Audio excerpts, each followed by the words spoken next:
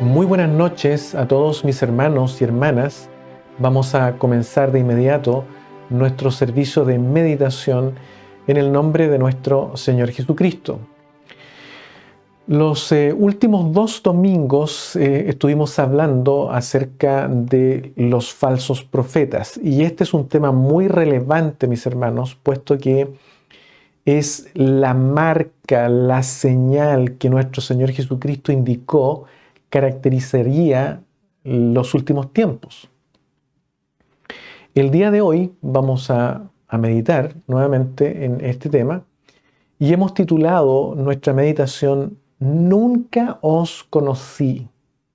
Y para ello vamos a dar lectura a un pasaje de la palabra del Señor en San Mateo, capítulo 7, versículos 21 al 23, en el nombre de nuestro Señor Jesucristo. No todo el que me dice Señor, Señor, entrará en el reino de los cielos, sino el que hace la voluntad de mi Padre que está en los cielos. Muchos me dirán en aquel día, Señor, Señor, ¿no profetizamos en tu nombre? Y en tu nombre echamos fuera demonios, y en tu nombre hicimos muchos milagros. Y entonces les declararé, nunca os conocí, apartaos de mí, obradores de maldad. Amén. Oremos al Señor por esta palabra. Bendito Padre, gracias te damos por esta palabra que en esta noche ha salido de tu boca y que sin duda, Señor, nos va a nutrir nuestra alma, nuestro espíritu, nos va a fortalecer. Yo te ruego que tu Santo Espíritu edifique nuestras vidas a través de esta palabra. Padre amado, que tu Santo Espíritu pueda ir a cada corazón que en esta noche está escuchando y también a aquellos que han de tener la oportunidad de escuchar esta palabra y pueda, Señor, liberar una porción de gracia a través de ella para que nuestros hermanos sean edificados. Padre amado, todo esto te lo rogamos en el nombre de Jesucristo, nuestro Salvador. Amén. Bueno, esta es una porción muy conocida de la palabra del Señor y que está dentro del contexto del Sermón del Monte. Mis hermanos, en el Sermón del Monte, que es una porción muy maravillosa, yo se la recomiendo, está en los capítulos 5, 6 y 7 del Evangelio según San Mateo. Le recomiendo que usted lo lea, ¿ya? Y medite en este pasaje, porque el Sermón del Monte es donde el Señor concentra su doctrina, ¿ya? Está esparcida en toda la Escritura. Incluso el Antiguo Testamento habla de las mismas ideas también que entrega nuestro Señor Jesucristo en el Sermón del Monte, y por supuesto Pablo y los otros apóstoles desarrollan y elaboran mucho más esta enseñanza de nuestro Señor en estos 3 capítulos. Y dentro de este contexto el Señor nos está hablando acerca de la puerta y camino estrecho y la puerta ancha y camino espacioso, ¿ya? Y Él dice que hay algunos que ingresan, ¿no es cierto?, por la puerta ancha y camino espacioso, pero lamentablemente aquello lleva a perdición. Y lo recomendable y lo que Él dice es que nosotros debemos entrar por la puerta estrecha y camino angosto, ¿ya?, que lleva a la vida, y dice, y pocos son los que la hallan. O sea, este camino no es un camino donde mucha gente transita por él, son pocos, ¿ya? Y por eso que Él también advierte acerca de los falsos profetas, ¿ya? Ya dijimos y hablamos sobre ese tema, pero también Él indica cómo nosotros también debemos cuidarnos de aquello, mirando que, dice, por sus frutos los conoceréis, en el versículo 16 de San Mateo 7. Y vuelve a repetir lo mismo en el versículo 20, dice, así que por sus frutos los conoceréis. El Señor Jesucristo habla también acerca de ciertas actitudes, ciertas virtudes que deben estar en el carácter de aquel que es gobernado por Dios, ¿ya? Y Él habla acerca de esas virtudes en el capítulo 5, del versículo 3 al versículo 12, ¿ya? No vamos a enumerar aquello, no vamos a adentrarnos en eso. Usted puede leer esa parte, pero ahí Él cita 8 virtudes, ¿ya? O actitudes que debe tener el hombre que realmente es gobernado por Dios, ¿ya? Ahora, Él, siguiendo con la idea de los falsos profetas, que son aquellos que van a llevar a la multitud por esa puerta ancha y camino espacioso, dice, no todo aquel que me dice Señor, Señor, entrará al reino de los cielos, ¿ya? Y esto es algo que tenemos que tener en cuenta. No todo aquel que dice Señor, Señor, entrará al reino de los cielos. Y esta frase, mis hermanos, Señor, Señor, es muy importante porque aquí el Señor está indicando algo muy relevante que aparece en el Antiguo Testamento. En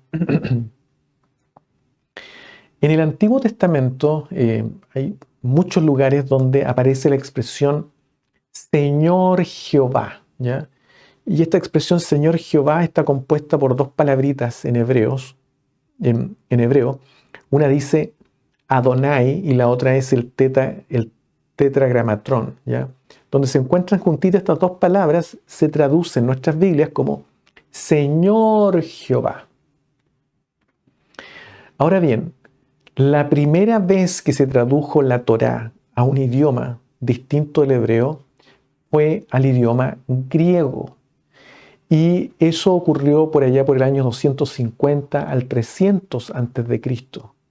Hubo un grupo de 70 ancianos hebreos, judíos, ¿no es cierto?, de tradición, que ellos se dieron el trabajo de traducir la Biblia hebrea al idioma griego.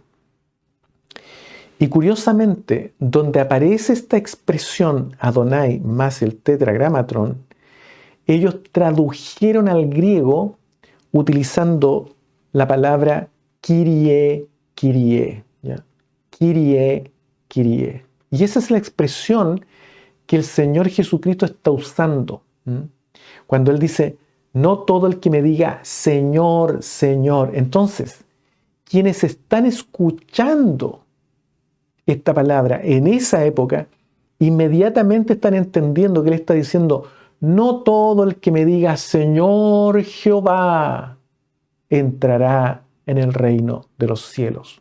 En otras palabras, no todo aquel que reconozca que yo soy Dios entrará en el reino de los cielos, ¿ya? Y esto es muy relevante, mis hermanos, porque hay muchos que terminan reconociendo que Jesús es Dios, pero mis hermanos no hacen lo que Él dice que deben hacer, ¿ya? Por eso que en una parte también el mismo Señor Jesucristo decía, vosotros me decís Señor, Señor, y no hacéis lo que os digo, ¿ya? También hay una parte en Santiago, en el capítulo Santiago capítulo 2, versículo 19, donde Él dice, tú crees que Dios es uno, bien haces. También los demonios creen y tiemblan. Mire lo que dice Santiago, que los demonios también creen. Es decir, los demonios también creen que esta es la palabra del Señor.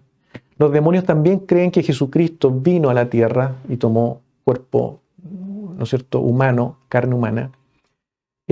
Los demonios también creen que Él murió por nuestros pecados. Los demonios también creen que Él resucitó de entre los muertos, pero hay algo que hace que ellos sigan siendo demonios, ¿ya? Y lo que hace la diferencia es hacer la voluntad del Padre. Por eso que Él contrasta esto. No es suficiente con que nosotros reconozcamos Jesucristo es Dios, Señor Jehová. No, no es suficiente. Es también necesario que usted y yo hagamos la voluntad del Padre que está en los cielos. Y fíjense ustedes que Jesucristo, Él habla sobre este tema, cómo Él digamos, actúa, ¿ya? En San Juan capítulo 5, versículo 30, Él dice, no puedo yo hacer nada por mí mismo, nada. Según oigo, así juzgo. O sea, Él juzga oyendo primero. ¿Oyendo a quién? Oyendo al Padre. ¿Ya? Jesucristo siempre buscaba la guía del Padre. Y sería largo meterse en este tema, pero usted puede leer también en Isaías capítulo 11, versículos 3 al 4, donde indica que Él no utilizaba los sensores, ¿ya?, físicos para juzgar, sino que Él juzgaba según lo que Él escuchaba del Padre. Y dice, y mi juicio es justo, porque no busco mi voluntad, sino la voluntad del que me envió, la del Padre. Y esa es, mis hermanos, la metodología, por llamarle de alguna manera, que Él vino a enseñarnos para poder, mis hermanos, tener una vida de comunión con el Padre, hacer la voluntad del Padre. ¿Ya? Por eso que Él ordena en algunas partes que nos neguemos nuestra voluntad. Porque si nosotros seguimos nuestra propia voluntad, vamos a tener problemas. Pero si seguimos la voluntad del Padre, mis hermanos, eso es ir por el camino angosto, ¿ya?, sometiéndonos a la voluntad del Padre, ¿ya? Así es que aquí hay un pasaje muy precioso que el Señor nos enseña, y en otra parte también, en el capítulo 6 de San Juan, en el versículo 38, dice, porque he descendido del cielo no para hacer mi voluntad, vuelvo a repetir lo mismo, sino la voluntad del que me envió. Mire qué precioso es lo que nos enseña el Señor Jesucristo. Y en San Juan capítulo 4, versículo 34 dice, mi comida es que haga la voluntad del que me envió y que acabe su obra. ¿Se da cuenta? Entonces, no todo aquel que reconoce, dice, Señor Jehová, hablándole a Jesús, entrará al reino de los cielos, sino aquellos que estén comprometidos con hacer la voluntad del Padre, así como Él nos dejó ejemplo. Y esto es muy relevante, mis hermanos. También Él dice, en el versículo 22, muchos me dirán en aquel día, Señor, Señor, es decir, Señor Jehová, reconocemos que tú, Jesús, eres Dios. ¿No profetizamos en tu nombre? ¿Y en tu nombre echamos fuera demonios? ¿Y en tu nombre hicimos muchos milagros? Y aquí Jesucristo está diciendo, mis hermanos, que los dones espirituales, es decir, la profecía, ¿ya?, el echar fuera demonios, el hacer milagros, es decir, obras de poder, que muchas veces nos impresionan, mis hermanos, no es la marca del verdadero profeta. Y por eso que anteriormente, en el versículo 16 y 21, Él enfatiza, por sus frutos los conoceréis. Es decir, fruto versus dones, ¿ya? Y Pablo desarrolla también esto de manera muy amplia en sus cartas, ¿ya? El fruto, ¿no es cierto?, las virtudes que se deben desarrollar, que forman el carácter suyo y mío, ¿ya? Porque para eso el Señor nos llamó, para cambiarnos el carácter, cambiarnos las actitudes, empezar a formar virtudes dentro de nosotros. Y esas virtudes son las virtudes de Cristo en su vida y en mi vida. por esas virtudes uno tiene que evaluar a una persona si es verdadero o es falso profeta, ¿ya? Porque las virtudes de Cristo no se pueden imitar, no se pueden simular, son parte de la naturaleza que el Espíritu de Dios va comunicando a la criatura, a usted y a mí, ¿ya? Muchas veces aparecen hermanos que tienen dones espirituales, incluso pastores, predicadores con dones espirituales, y que la congregación lamentablemente mira aquello para decir, este es un varón de Dios. Por ejemplo, aquí en Estados Unidos, es común que en algunas iglesias se presenta un predicador y toma el micrófono y comienza a predicar y a gritar, a elevar la voz y se pasea de un lugar a otro y entre más grita y entre más rojo se pone, todo el mundo dice, wow, este varón tiene la unción de Dios. No, mi hermano, no es la manera como usted tiene que evaluar a un profeta si es verdadero o falso. Es el carácter, son las virtudes de Cristo. ¿Están ellas presentes o no en esa persona? Eso es lo que usted tiene que evaluar. Y para eso es el discernimiento espiritual. Entonces, por eso es que el Señor dice, por sus frutos los conoceréis. Por sus frutos, ¿ya? Por sus frutos. Entonces, no es que, mis hermanos, no sean importantes dentro de la labor o la actividad de la iglesia los dones espirituales. No, yo vengo de tradición pentecostal y creo en los dones espirituales. Y el Señor a mí también me ha dado dones espirituales, ¿ya? Como se los ha dado también a usted, ¿ya? En alguna oportunidad también el Señor me ha hecho profetizar por el Espíritu, ¿ya? Pero, mis hermanos, más importante que eso es el carácter, son las virtudes. En eso tenemos que estar preocupados, que las virtudes de Cristo aparezcan, afloren en usted y en mí. Porque de lo contrario, mis hermanos, podemos llegar a ser falsos profetas. Y es la manera como nosotros debemos evaluar si estamos frente a un falso profeta o no. Ahora, la pregunta es, ¿qué es lo que ocurre, mi hermano? ¿Qué es lo que ocurre? Porque como una persona, porque ya dijimos que los falsos profetas normalmente se ubican dentro del liderazgo de la iglesia, ¿ya? No son externos a la iglesia, están dentro de la iglesia. Y si usted quiere saber dónde están sentados en posiciones de liderazgos, ¿ya? Y por eso, mi hermano, que la pregunta es, ¿cómo puede ser esto? ¿Cómo puede ocurrir esto? Bueno, para ello vamos a mirar un pasaje que se encuentra en Apocalipsis, en el capítulo 2. Es un pasaje que usted lo conoce, siempre se nos habla de este pasaje, y vamos a leer solamente los versículos 4 y 5. Aquí está hablando del mensaje a la iglesia de Éfeso, y dice, escribe al ángel de la iglesia en Éfeso. El ángel de la iglesia es la persona o representa el liderazgo de la iglesia. Porque así como es el liderazgo de la iglesia, es la congregación, ¿ya? Por eso es que si la congregación está siendo liderada por falsos profetas, está en peligro esa congregación. Y si la congregación está liderada por verdaderos profetas del Señor, bueno, hay que glorificar a Dios por ello. Y Pablo estuvo en esta iglesia durante 3 años. Y él dice, noche y día estuve hablando, predicando la palabra del Señor, enseñando, exhortándolos, ¿ya?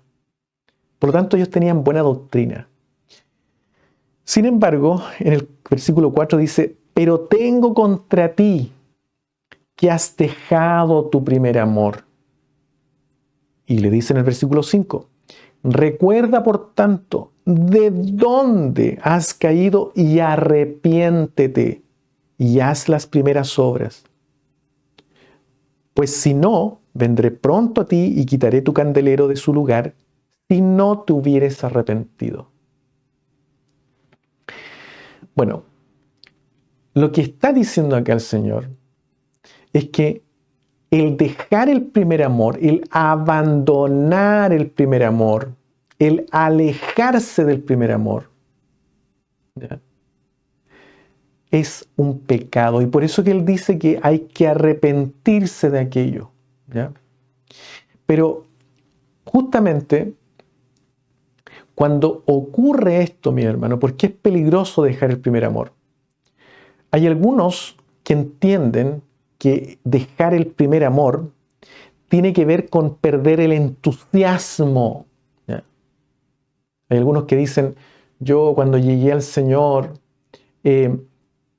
vivía en las actividades de la iglesia y no me perdía ninguna. Bueno, eso no tiene mucho que ver con el primer amor, ¿ya?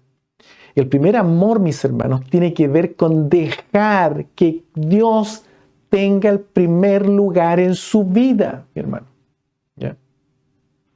No tiene que ver con el nivel o el número de actividades que usted desarrolla dentro de la iglesia, ¿ya?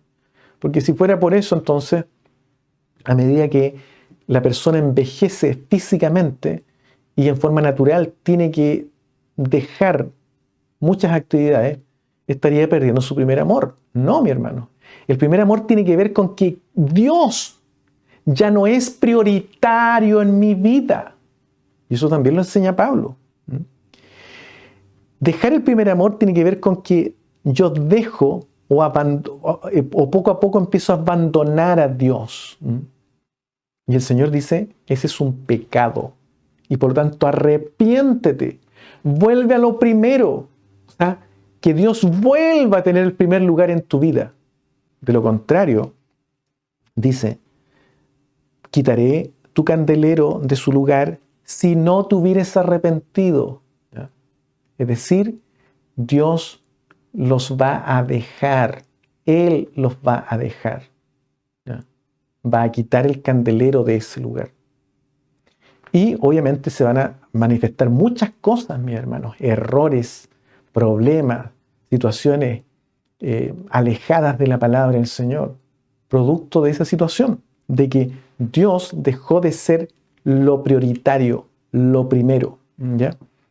Veamos lo que nos dice segunda de Timoteo, capítulo 3, versículos 1 al 5. No vamos a leer todo esto, pero aquí Pablo nos enseña que existen 4 tipos de amores y él los enumera. Le dice a Timoteo, y justamente el título de nuestras Biblias lo expresa muy bien, dice, carácter de los hombres en los postreros días, ¿ya? Y dice, también debes saber esto, que en los postreros días vendrán tiempos peligrosos, lo mismo que anuncia el Señor Jesucristo en Mateo 24, que ya lo revisamos ese capítulo. Dice, porque habrá hombres amadores de sí mismos. Ese es el primer amor. Hombres que se aman a sí mismos, ¿ya? No aman a la congregación, se aman ellos, ¿ya? Avaros. Avaros significa amadores del dinero, ¿ya? El segundo tipo de amor, lo que enumera Pablo. Y luego enumera una serie de características que no vamos a leer, pero en el capítulo 4 continúa hablando de amores y dice, amadores de los deleites más que de Dios. Y ahí está el cuarto amor, el amor a Dios. Entonces, el amor a sí mismo, el amor al dinero, amor a los deleites y también el amor a Dios. Entonces, aquí Pablo enumera y dice que el amor de estas personas que tienen este carácter, ¿ya?, que lamentablemente son hombres que van a ir al frente de la iglesia en posiciones de liderazgo, ellos van a tener el amor de Dios en último lugar. Primero está el amor a ellos mismos. Segundo, aman el dinero. Tercero, aman los deleites. Y por último, aman a Dios. Eso es lo que está ocurriendo en los falsos profetas. Son personas que partieron bien, pero por alguna razón, mis hermanos, se desviaron del camino. Entonces, el corazón de estas personas está corrompido, ¿ya? Cuando Dios deja el primer lugar y se pone en el último lugar, ese corazón está prostituyéndose, y así es como el Señor lo llama en el libro de Apocalipsis, ¿ya? Lamentablemente. Por eso que esto es triste, mi hermano. Y tenemos que ser cuidadosos. Usted tiene que ser cuidadoso, yo debo ser cuidadoso, pero más importante también es debemos ser cuidadosos con quienes van al frente. Tenemos que discernir si hay un falso profeta. Entonces, el Señor dice en Mateo capítulo 7, versículo 21 al 23, dice que estos falsos profetas pueden incluso, mis hermanos, hacer señales en el nombre de Cristo. Y en el nombre de Cristo, mis hermanos, las señales son hechas, no en el nombre de un profeta. Por eso que el Señor Jesucristo decía que iban a venir muchos en mi nombre, haciendo grandes prodigios y señales. Y el Señor no niega que estos falsos profetas puedan hacer señales en su nombre, ¿ya?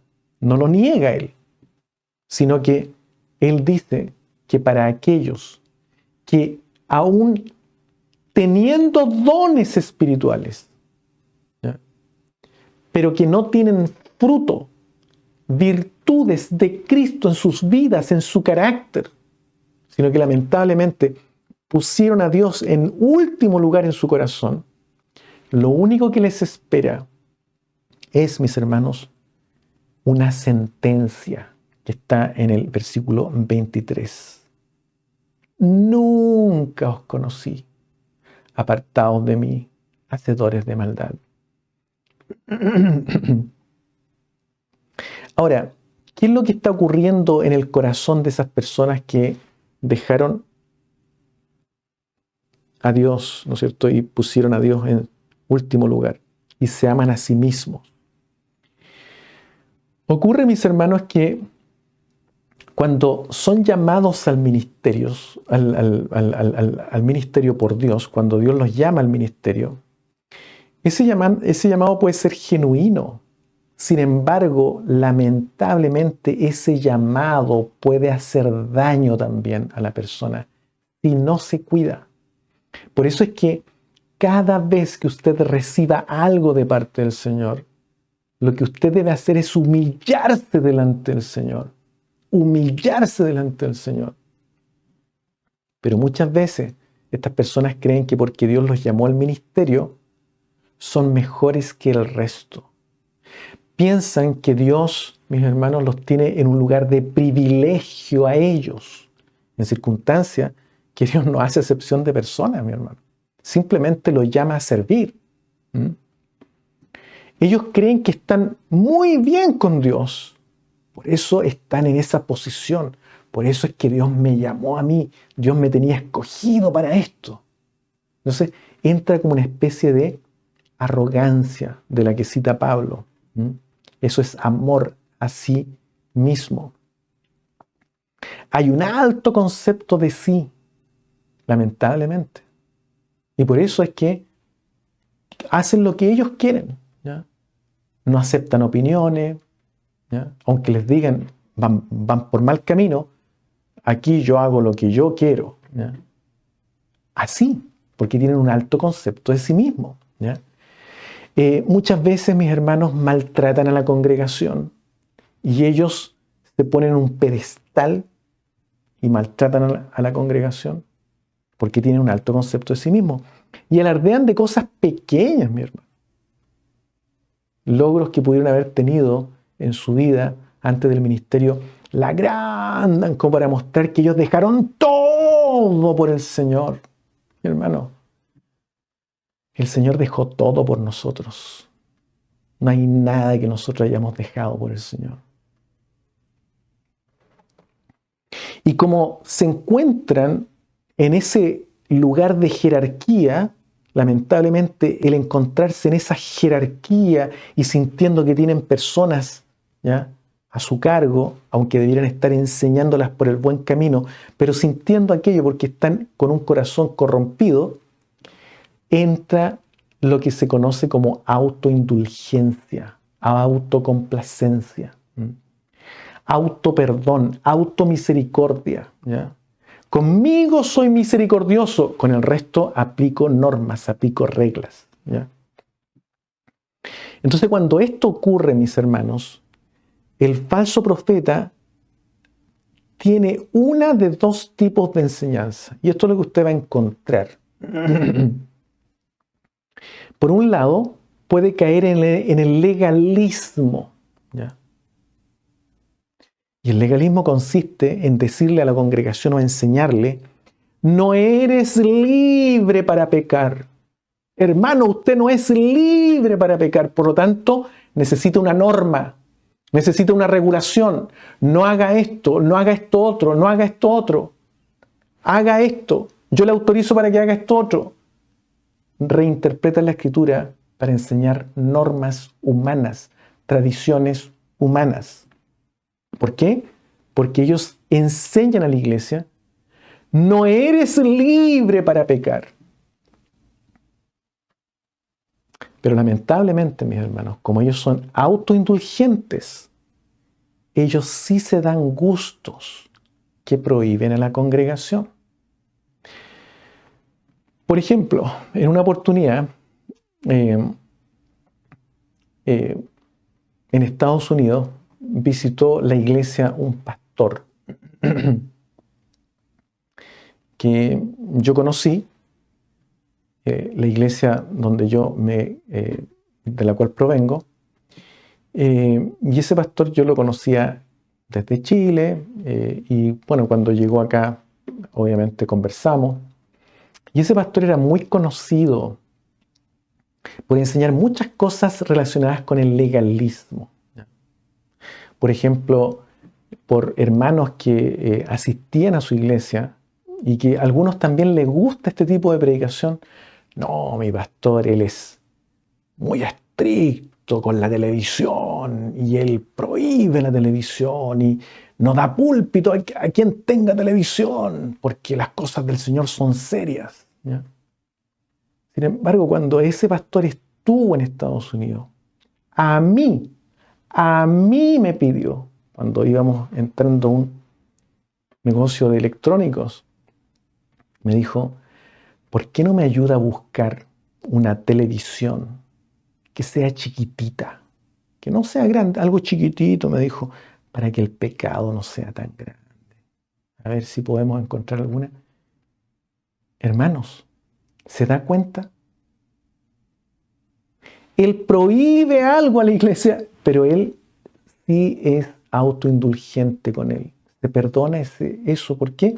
Porque él cree que está en otro pedestal, en otra jerarquía. Por eso que el Señor hablaba: tengan cuidado con los fariseos porque ellos ponen cargas pesadas sobre la congregación, pero ellos no son capaces de levantar aquello con un dedo.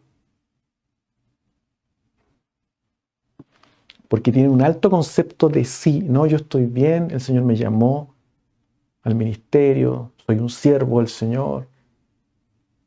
Estoy a otro nivel. No, mi hermano. Tenga cuidado con los falsos profetas. Fíjense ustedes lo que dice el mismo Señor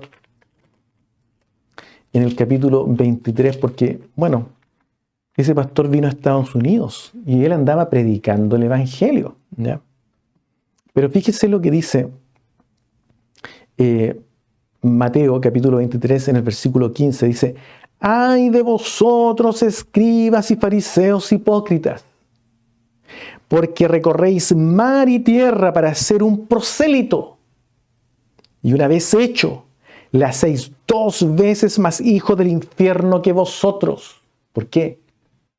Porque lo llevan por el camino ancho. Enseñar legalismo es llevar a la iglesia por el camino ancho, mi hermano, porque es sencillo. No uses esto, ok, no lo uso. No uses esto otro, ok, tampoco lo voy a usar. Usa este color de ropa, ok, lo voy a hacer. Eso es sencillo, mi hermano. Y muchos hermanos creen que cumpliendo con esos estándares humanos, externos, van derecho al cielo. Ancha es la puerta y espacioso el camino que lleva a la perdición. Por eso tenga cuidado con quién va al frente. Muchos legalistas, mis hermanos, enseñan, si usted no da dinero acá en la iglesia, ¿ya?, no entrega sus diezmos, hay una condenación para usted. Y toda la gente asustada comienza a ingresar los dineritos a la iglesia. Legalismo, mi hermano. Legalismo. Entonces, no eres libre para pecar. Si quieres estar bien con Dios, tienes que cumplir esto y esto otro. ¿Ya? O también hay algunos que caen en el otro extremo, que es libertinaje. Eres libre para pecar, le dicen a la iglesia. Ya aceptaste a Cristo como tu Salvador, ya te bautizaste, vienes a la iglesia, no hay nada que te pueda sacar del camino. Eres libre para pecar. Y así, mi hermano, aquí en Estados Unidos, yo he sido testigo de personas, mis hermanos, que dicen ser cristianas y llevan una vida como la del diablo, mi hermano. Realmente terrible. Una vida que incluso gente que no conoce a Dios son más nobles que ellos. Pero cuando usted les pregunta, no, yo soy hijo del Señor. ¿Pero por qué? Bueno, porque mi pastor me lo dijo, él oró por mí, me dijo que dijera ciertas palabras y acepté a Cristo en mi corazón. Así que, pero hermano, le dije yo una vez a uno, hermano, ese estilo de vida que usted lleva, lo lleva derecho al infierno. No, yo ya fui salvo. Libertinaje. Eres libre para pecar. La palabra del Señor nos advierte que la gracia del Señor no es libertinaje. En ambos casos, el legalismo y el libertinaje es ingresar por la puerta ancha y el camino espacioso que finalmente nos lleva a la perdición. Sin embargo, mis hermanos, el verdadero profeta va a predicar acerca de la gracia de Dios. Y la gracia de Dios nos indica que es lo que vino a predicar Cristo. Eres libre para no pecar. Eso es lo que dice la gracia del Señor. La gracia del Señor nos liberta a usted y a mí para no pecar. Ya no tenemos ley, no tenemos regulaciones. Es el Espíritu de Dios quien, trabajando dentro de uno, comienza a enseñarnos, a indicarnos, esto no está bien, esto está bien, hazlo. Eso es la gracia, mi hermano. Eres libre para no pecar. Por eso que el Señor Jesucristo, cuando Él, por ejemplo, perdonó a esta mujer adúltera de la cual hablábamos el domingo pasado, le dijo, vete y no peques más, porque la libertad que Dios entrega o que Cristo entrega es para que no pequemos. ¿Ya? Y Pablo dice en Romanos capítulo 6, versículo 14, pues ya no estáis bajo la ley, sino bajo la gracia. El pecado no puede enseñorearse ahora de nosotros. ¿Por qué? Porque usted está bajo la gracia, no bajo la ley. Si usted está bajo la ley, es decir, siguiendo el legalismo, va a vivir pecando. ¿Ya? Va a vivir pecando. Pero cuando usted está bajo la gracia, cuando usted se esconde bajo la gracia del Señor, la misma gracia del Señor le entrega el socorro oportuno en el momento de la tentación para liberarlo y evitar caer en pecado. Y eso, mis hermanos, ellos no pueden predicar. ¿Por qué? El falso profeta no puede predicar eso. ¿Por qué? Porque él está, mis hermanos, no está practicando lo que dice la palabra del Señor. Y esto, mis hermanos, es equivalente a negar a Cristo. Se está negando a Cristo. Y por eso, como se está negando a Cristo, hay una sentencia para ellos. ¿Cuál?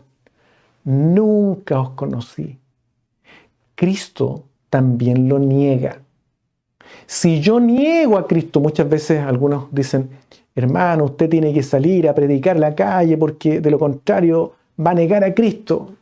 Hermano, negar a Cristo tiene que ver con que las virtudes de Cristo no se hagan, no se formen en nosotros. ¿Ya? Y por eso es que el Señor los niega también. Y dice, y entonces les declararé, nunca os conocí, apartaos de mí, hacedores de maldad. Y en otra parte, en Lucas capítulo 13, versículo 27, hablando del mismo tema, el Señor les dice, no sé de dónde sois. Y esa palabra no sé, saber, tiene que ver con reconocer, con percibir. La verdad es que no reconozco de dónde sois.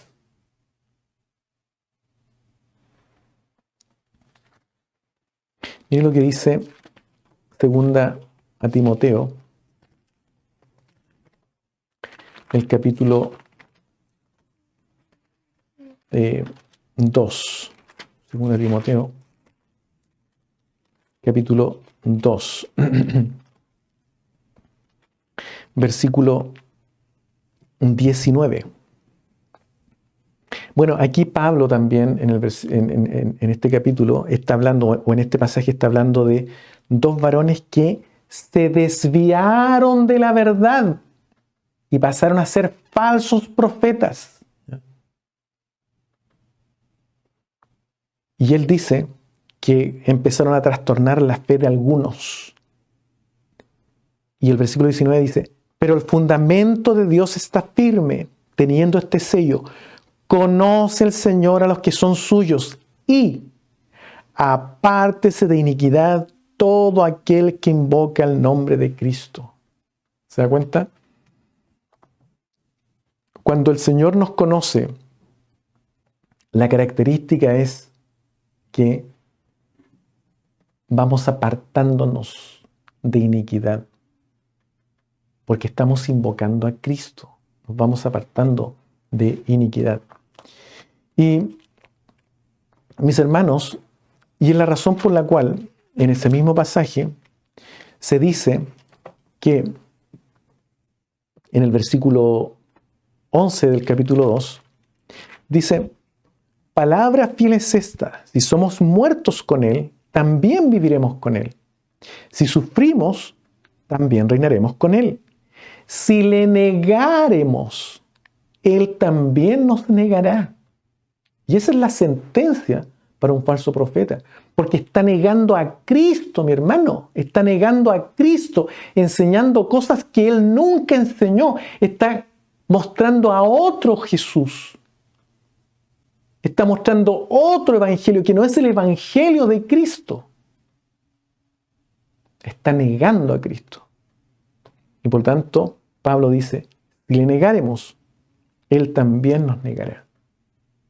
Si fuéramos infieles, Él permanece fiel. Hay algunos que sacan de contexto este versículo y dicen, hermanos, no importa que usted sea infiel, Dios permanece fiel. No, mi hermano. No, aquí está hablando acerca de la palabra de Dios. Nosotros, mis hermanos, somos infieles a nuestra palabra.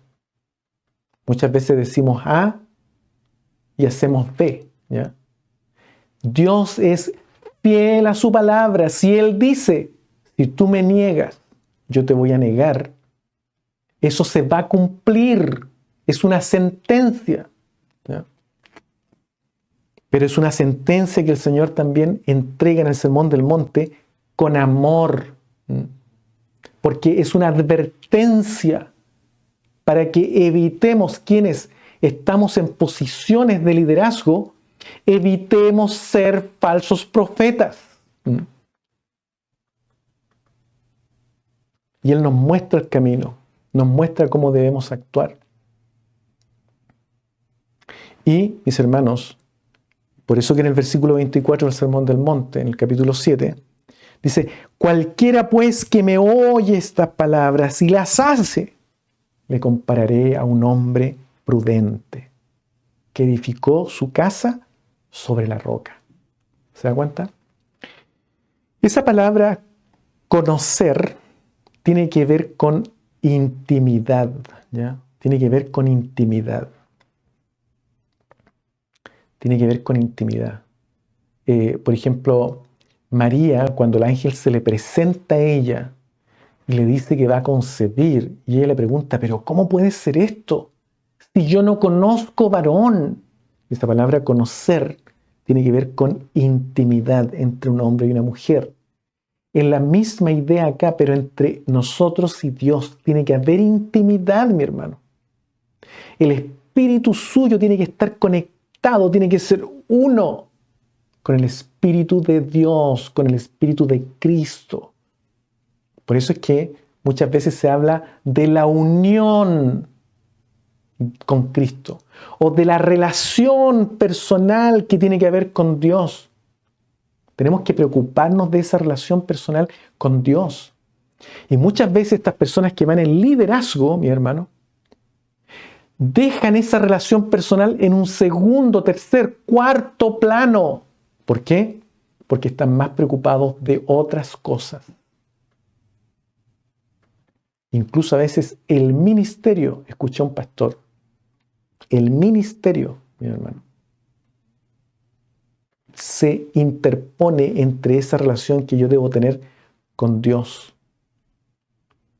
Hay algunos que piensan que porque están en el ministerio y se llenan de cargos, ¿ya? Y creen que eso es bendición del Señor. Mi hermano, hay que tener cuidado cuando hay un líder que está demasiado ocupado, lleno de actividades, porque la denominación lamentablemente lo llena de actividades. Usted tiene que poner atención. Bueno, también tiene que orar por su pastor, si es el caso. Pero mi hermano tiene que poner cuidado, porque todas esas actividades finalmente se interponen en la relación personal que un siervo del Señor, que es llamado a servir, tiene que tener, ¿no es cierto?, con Dios. Hay que tener cuidado con eso. Y de hecho, en algunas iglesias de sana doctrina se limitan este tipo de cosas, ¿ya? Un pastor no puede estar lleno de actividades porque es peligroso. Es peligroso, mi hermano. Muy peligroso. Especialmente labores que son no relacionadas con la labor del pastor, que tiene que ver con cuidado de iglesia, cuidado de almas. Se le llena con otras actividades que son totalmente materiales. Cuidado, cuidado. No necesariamente es una bendición de Dios, mi hermano. Miren lo que el Señor Jesucristo, Él tenía una relación íntima y Él valoraba mucho esa comunión con su Padre. Hay una historia que no la vamos a, digamos, la voy a mencionar solamente acá, que dice que en una oportunidad Jesucristo estaba en la casa de la suegra de Pedro y estaban haciendo muchos milagros. La gente comenzó a golparse, mi hermano, alrededor de la casa, y él sanando enfermo, predicando la palabra. Es lo que nosotros hoy día denominaríamos un gran avivamiento ocurrió allí, ¿ya? Finalmente entró la noche, la gente se empezó a cansar, se empezaron a ir del lugar, hasta que finalmente todos se fueron a dormir y Jesucristo fue el último en irse a dormir. Me imagino que él vio gente tirada en el piso, durmiendo, y él buscó un lugarcito por ahí donde recogerse y empezar a dormir por su cansancio. Sin embargo, antes que todos despertaran, fue el primero, y lo primero que él hace es ir a orar, y se retira lejos, en silencio. A lo mejor evitó a aquellos que estaban durmiendo en el suelo, pasó entre medio de ellos y se fue. Y empezó a orar con su padre, a orar al Padre. Padre, mira qué bonito avivamiento. Yo me imagino la oración. Qué bonito avivamiento, Padre, sanando a enfermos. Pude predicar tu palabra, eché fuera demonios, Padre. Qué precioso lo que estamos haciendo, Padre, tú y yo. Padre, ¿qué me dice? ¿Seguimos en esto o no? Estaba orando el Señor, cuando de repente se despiertan los que estaban en la casa. Y Pedro empieza a buscar al maestro porque empieza a llegar la gente, porque querían continuar con los milagros, las sanidades, escuchar las palabras del Señor. Y Pedro se levanta y empieza a buscar al maestro y no lo encuentra y se va corriendo y dice, cuando lo encuentra, maestro, maestro, la gente espera por ti, la gente quiere que sigamos con esto. Y él le dice, no, Pedro, no. Vamos a otras ciudades porque para esto también he venido. Es decir, yo me imagino que en esa oración él le preguntó al Padre y el Padre le dijo, no, hijo, es bonito lo que ocurrió allí, pero sigue visitando otras ciudades porque para esto viniste. Amén, Padre, eso es lo que voy a hacer. Así era Jesucristo, mi hermano. Él se guiaba estrictamente por la voluntad de su Padre y eso es lo que él dice, es la clave para usted y yo no llegar a ser falsos profetas. Y en el versículo 7 del capítulo 5 de Hebreo se nos muestra la profundidad de cómo Jesús valoraba la intimidad con su Padre, la comunión con su Padre, mi hermano. Dice, y Cristo en los días de su carne, ofreciendo ruegos y súplicas con gran clamor y lágrimas al que le podía librar de la muerte, fue oído a causa de su temor reverente. A causa del temor reverente, él fue oído. ¿A quién podía librarlo de la muerte? Su Padre. Él oraba y lloraba al Padre. Rogaba, Padre, líbrame de la muerte.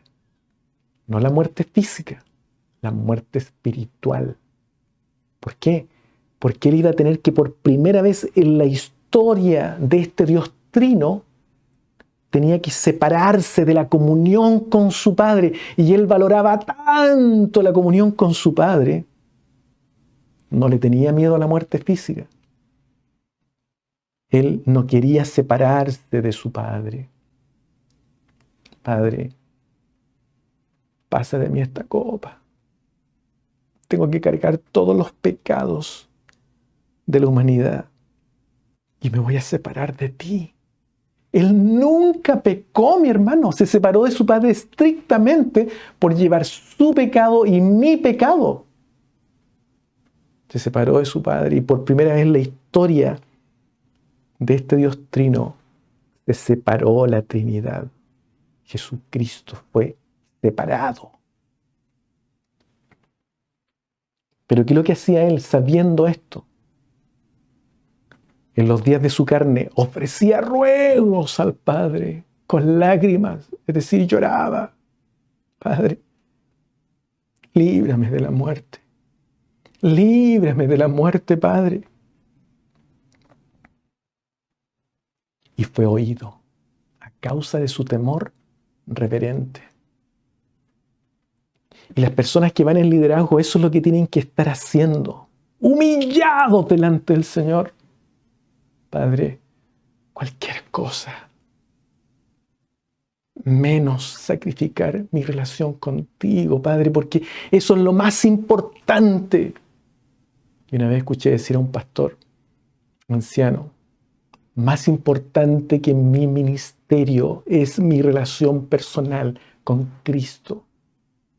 Y eso no se sacrifica por nada, por nada, por obedecer tradiciones humanas, por obedecer órdenes de personas, mis hermanos, que llegan a esos niveles de jerarquía y que se aman a sí mismos, que aman, mis hermanos, el dinero, que aman el deleite.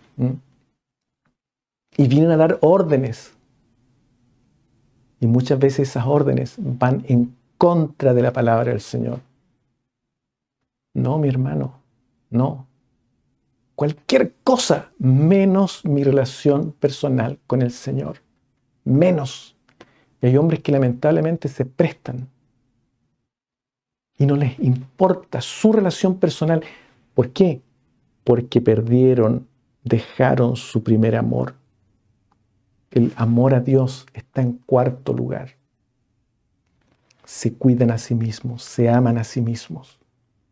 Aman el dinero, los deleites, quieren darse grandes lujos, ¿ya? Tomando ventaja o aprovechándose de los ingresos que entran a la iglesia. Grandes lujos. Eso está lleno aquí en Estados Unidos, mi hermano. En circunstancias que el Señor Jesucristo nos ordena vivir una vida sobria. No importa que el Señor le dé riqueza a usted, pero Él quiere que usted viva en forma sobria. La sobriedad es importante y es un principio bíblico. Y muchas veces quienes van al frente no practican aquello. Que el Señor nos bendiga, Él nos guarde y nos ayude para entender que es importante la intimidad con Dios. Eso significa conocer. Y cuando esa intimidad no está allí, entonces el Señor nos va a decir, o nos podría decir, esta lamentable sentencia: nunca os conocí, apartados de mí, hacedores de maldad. Ojalá, mis hermanos, que esto nunca nos ocurra a nosotros, y por eso que debemos ser cuidadosos de nuestra relación con Dios.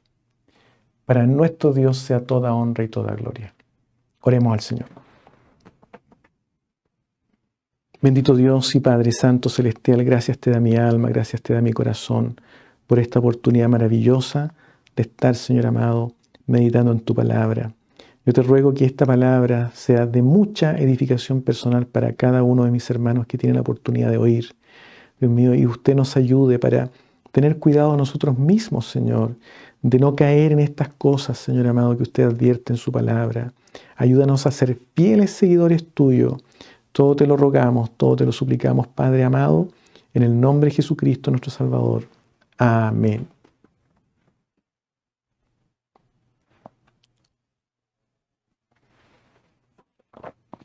Bien, esta semana tenemos una semana de consagración, desde el lunes 8 al sábado 13 de abril, donde vamos a hacer ayuno, oración y meditación. Obviamente, la razón por esta semana de consagración es para que Dios nos avive nuestros corazones. El día martes tendremos ayuno todo el día, comenzando a las 10 de la noche del día lunes y terminando a las 6 de la tarde del día martes. Y vamos a estar meditando ese día en el Salmo 39. Lo mismo el día jueves, vamos a estar haciendo ayuno, comenzando el día miércoles a las 10 de la noche, terminando el día jueves a las 6 de la tarde y meditaremos en el Salmo 41. Y finalmente el día sábado 13 vamos a estar en ayuno, comenzando el día viernes a las 10 de la noche, terminando el día sábado a las 6 de la tarde. Y vamos a tener también una reunión de consagración. Ese día sábado vamos a estar meditando en el Salmo 43 Y la reunión de consagración va a estar dirigida de 6 a 7, una reunión de oración por nuestra hermana Janet. El día de 7 a 8, una hora de instrucción por nuestra hermana Paula. Y de 8 a 9, una hora de alabanzas que va a estar dirigida por nuestra hermana Jocabed.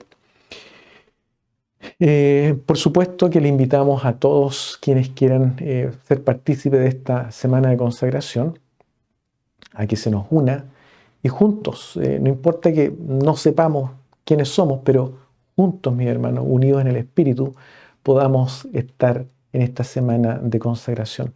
Si usted no puede hacer un ayuno completo, está bien, lo puede hacer hasta las 12 del día, o también puede abstenerse de ciertas cosas, como por ejemplo, abstenerse a lo mejor de usar su celular, ¿no es cierto? Y dedicarse un poquito más a la palabra del Señor, abstenerse de redes sociales, y esos días, mi hermano, dedicarlos un poquito más al Señor. Por supuesto, si usted tiene que trabajar con su celular, bueno, tiene que hacerlo nomás. Pero la idea, mis hermanos, es abstenernos. ¿Para qué? Para humillarnos delante del Señor y orar al Señor, tener un poquito más de tiempo con Él, de intimidad con Él. Y mis hermanos, por supuesto, el ayuno tiene que ser parte de la dieta del cristiano. Entonces es bueno que practiquemos. El día miércoles 10 de abril hay un taller de mujeres de la Biblia a las 9 de la noche, 9 de la noche hora de Illinois, 10 de la noche hora de Bolivia y Chile y 11 de la noche hora de Argentina. El día viernes 12 de abril tenemos el taller de lectura bíblica a las 7:30 de la tarde, hora de Illinois. Ahí hicimos un pequeño cambio por los cambios de hora que están ocurriendo. Equivalente a las 8:30 p.m. hora de Bolivia y Chile y 9:30 p.m. hora de Argentina. Y nuestra reunión de meditación el día domingo 14 a las 6 de la tarde, 7 de la tarde hora de Bolivia y Chile y 8 de la tarde hora de Argentina. Esos son los avisos para la honra y la gloria del Señor. De inmediato entonces pediremos la bendición al Señor para despedir este servicio. Bendito Dios, gracias te damos, Señor, por esta hermosa hora en la cual hemos estado, Dios mío, meditando en tu palabra. Señor, queremos atesorarla en nuestro corazón. Queremos pedirte, Señor, que tú nos ayudes, que tú nos guardes, que tú bendigas cada uno de nuestros corazones, de los hermanos que están escuchando lejos. No sabemos de dónde, Señor, pero en el lugar donde sea que ellos se encuentren, Señor amado, visítales, dales gozo, dale alegría, que la palabra tuya vaya, Señor amado,